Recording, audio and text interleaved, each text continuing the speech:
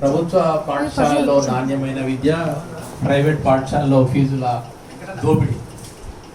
అంటే ఫీజులు అనలేదు, దోపిడీ అన్నారు. వాస్తవం ఇది. ఇక్కడ ఒక రెండు అంశాలు తెలంగాణకు ఆమ్ ఆద్మీ పార్టీకి సారూప్యత ఉంది.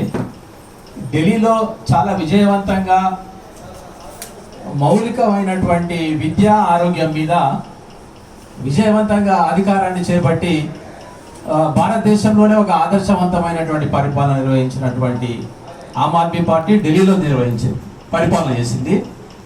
ధనిక రాష్ట్రం అని ఊదరగొట్టినటువంటి కల్వకుంట్ల చంద్రశేఖరరావు తన 2 టర్మ్ల పరిపాలనలో తెలంగాణలో విద్యను విధ్వంసం చేశాడు.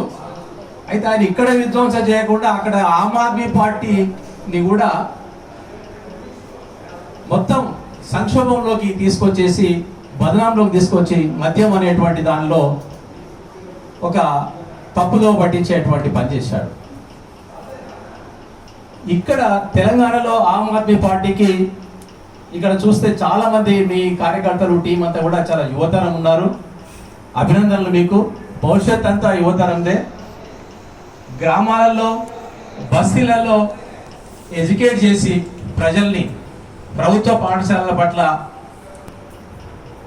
అవగాహన కల్పించి ప్రైవేట్ పాఠశాలలో జరుగుతున్నటువంటి ఫీజుల దోపిడీ పైన వాళ్ళందరినీ కూడా కదిలించి ఇలాంటి రౌండ్ టేబుల్ సమావేశంతో ఇది ప్రారంభం. ఇది దాని ఒక ఉద్యమ రూపంలో కూడా తీసుకెళ్తే డైరెక్టరేట్ ముందు ఒక ధర్నా కానీ ఇలాంటివి కూడా చేస్తే తప్పనిసరిగా తెలంగాణ రాష్ట్రంలో ఆమ్ ఆద్మీ పార్టీ వైపు ప్రజలు ఆలోచించేటువంటి అవకాశం ఉంటుంది.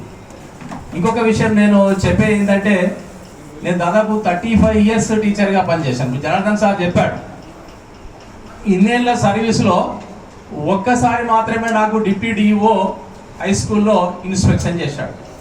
అంటే 35 సంవత్సరాలలో. అంటే తనిఖీ అనేటువంటిది లేకపోతే సిబ్బంది పనిచేయడం అనేటువంటిది అలసత్వం ఉంటుంది. ఇక్కడ తనిఖీ చేసేటువంటి యంత్రాంగం లేదు సార్. డిఈఓ లేరు, డిప్యూటీ డిఓ లేరు, ఎంఈఓ లేరు. ఒక ఎమ్మెల్యే స్థానం ఖాళీ కాగానే, ఇప్పుడు జూబ్లీసా ఏదో అతను చనిపోయాడు, వెంటనే నోటిఫికేషన్ వస్తుంది, ఫిలప్ చేసేస్తారు. ఒక టీచర్ రిటైర్ అయితే ఫిలప్ చేయరు, ఒక ఎంఈఓ రిటైర్ అయితే ఫిలప్ చేయరు. డిఈఓ స్థానాలు అయితే ఏళ్ల తరబడి ఖాళీగా ఉన్నాయి, కొత్త జిల్లాలు ఏర్పడ్డాయి. ఇవన్నీ కూడా నాణ్యమైన విద్య మీద ప్రభావాన్ని చూపిస్తాయి. ఇన్స్పెక్షన్ అనేటువంటిది ప్రాపర్గా జరగడం లేదు. ఏ డిఓ ఆఫీస్ వెళ్ళినా, ఏ డైరెక్టర్ కార్యాలయం వెళ్ళినా, సెక్రటరియట్లో ఎడ్యుకేషన్ డిపార్ట్మెంట్కి వెళ్ళినా అన్ని రూములు కూడా పర్ఫెక్ట్గా ఏసీలతోటి కలకల్లాడు చల్లదనంతో వాళ్ళు పనిచేస్తుంటారు. గ్రామాలలో పాఠశాలల్లో టీచర్లు ఉండరు, టీచర్లు ఉంటే స్టూడెంట్స్ ఉండరు, టీచర్లు స్టూడెంట్స్ ఉండి పనిచేసేటువంటి వాళ్ళని తనిఖీ చేసేటువంటి యంత్రాంగం ఉండదు. ఏ విధంగా నాణ్యమైన విద్య అందుతుంది? బడ్జెట్ 15% ఇస్తానని చెప్పి అధికారంలోకి వచ్చినటువంటి ప్రభుత్వము కేవలం నామమాత్రం 1% మాత్రమే పెంచి దీంతో సరిపెట్టుకోమంటే ఏ విధంగా పాఠశాలలు నడుస్తాయి? 15% ఇస్తాను కాదు, 20%. సలీం గారు చెప్పినట్టు 20% ఇవ్వాలనేది మన యొక్క డిమాండ్గా ఉండాలి. ఆ డిమాండ్ మీరు చేయాలి.